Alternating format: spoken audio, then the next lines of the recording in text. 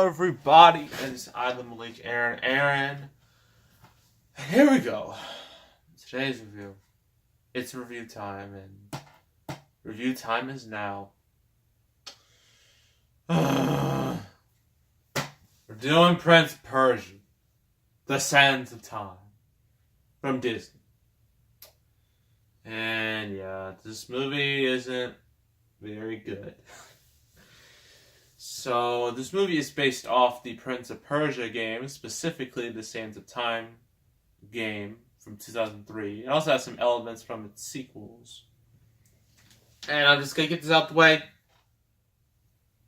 I've never played Prince of Persia. I know some of you Prince of Persia fans are going to come at me by the throat. Listen, I don't hate Prince of Persia. I've just never been that interested in Prince of Persia, okay? And I know it's really good, but I just never really care. I mean, it's not like I've avoided it, like, say, Mortal Kombat versus DC Universe. I haven't avoided it like the plague. I just don't have much interest in it. So I hope you all understand. I hope none of you get too mad at me in the comments. So this movie stars Jake Gyllenhaal. Yeah. And, he's the main, character. And the whole point of this is for Disney. See, this was like in 2010. This was before Disney bought Lucasfilm. This was before they really had an effect on Marvel. This was like their early stages. And they wanted to make like the next Pirates of the Caribbean. They even got Jerry Bruckheimer as producer. That's what they wanted so bad. Sorry about the noise. It's probably just a garbage truck. It is probably.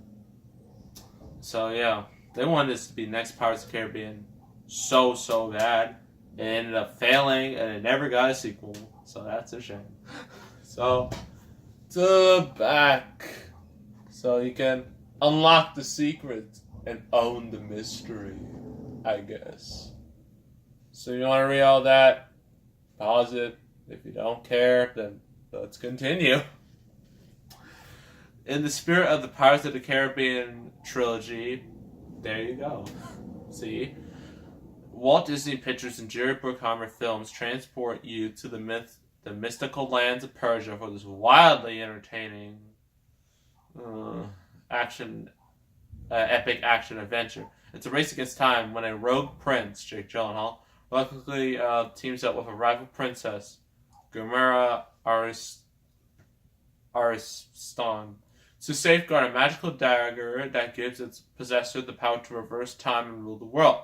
Full of death-defying escapes and an unexpected twist at every turn, Prince of Persia: The Sands of Time is a fun-filled adventure that will keep your pulse pounding long after the credits end. So you got Jake Gyllenhaal, I believe it's Dostan, something like that. And like in the beginning, he's like an orphan, and like the king, like he sees him do like such a brave thing, and just like, I'm gonna adopt you. So he's adopted the family and becomes the prince. The Prince of Persia. That's where the name comes from. He's being a prince, but he's not a formal prince. He's one of those, like, I don't know how to describe it. One of those like anti-royalty princes. And during all of this, let's just skip forward a little bit. He meets like this girl, and she is one of those princesses. The one just like, I don't want to be a princess. I don't want to be nobody's honey. I don't know what I just said. That was, I'm so sorry. She doesn't want to be like, she wants to be independent, basically. One of those princesses. And after a couple of scenes, just a lot of nothing going on. You have like Jake Gyllenhaal's brother in there. He doesn't really do much. You got Ben Kingsley, which is always a plus. And also in this movie, I saw Toby Kebbell. I saw him. I was like, is that Toby Kebbell? And I looked it up, and I was like, yes, it is. It is him. Too bad he did Fant Forstick as Dr. Doom. That was bringing back some awful memories. And so he sees like he has like this dagger. He doesn't really know what it does, but like there's like a button you press on it. And if you press it, like the sands like reverse time and whatnot. And so they have to like, keep protected and then go across the land of Persia, fighting dudes, doing parkour, having love. No, I'm just kidding. This movie's PG-13. It's not going that far. And it's Disney too. And, just protecting this thing. That's the whole plot in a abridged manner. Why don't I like this movie? What are like the pros and cons of it? Well, pros, you could definitely tell Disney put a lot of money into this. Approximately between 150 million and 200 million. They spent a lot. They thought they wanted this is why Disney shouldn't be doing this. You should only spend enough money, a lot of money, if you know your movie's going to be a hit. If you don't know your movie's going to be a hit, don't spend that much money. That's just a bad business decision. And Disney clearly didn't learn their lesson. Because after this, they did John Carter. They did The Lone Ranger. They did Tomorrowland. All massive fails. Because they had, especially John Carter, they had such extreme wasteful budgets. Because they wanted the next big franchise. Now they do. It's called just remake every, Disney cartoon and boom. Money. So they don't even need that anymore. Anywho, sorry about that.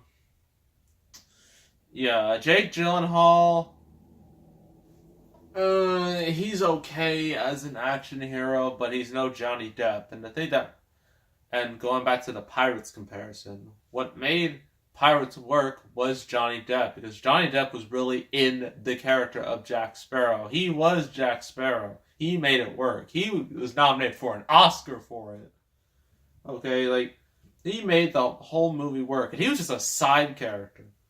And then the series became all about him. But Jake Gyllenhaal, he doesn't have that charm to him. He's just like a dude, just in this whole situation. Also Ben Kingsley, he's good. He's always good most of the time. And I guess like this girl, the rebel princess, she's passable. She's not terrible, but she's passable. So let's go through the cons. One, I could not care less about the movie plot. The plot is so uninteresting. And there are just times where I just my mind just wandered and I just thought about something else while the movie was playing. And I was just like, man, I really liked The Quiet Place. That was really good. That was going through my head during this movie. That's how uninterested I was in the plot. A lot of the characters are very uninteresting too. They're not developed very well, and they're just there because movie, because script, because relatability. Crap like that. And, this movie just... It's like Disney just tried so hard to replicate the success of something that they forgot to make it its own thing. You can't strike lightning in a bottle twice. It's not gonna happen.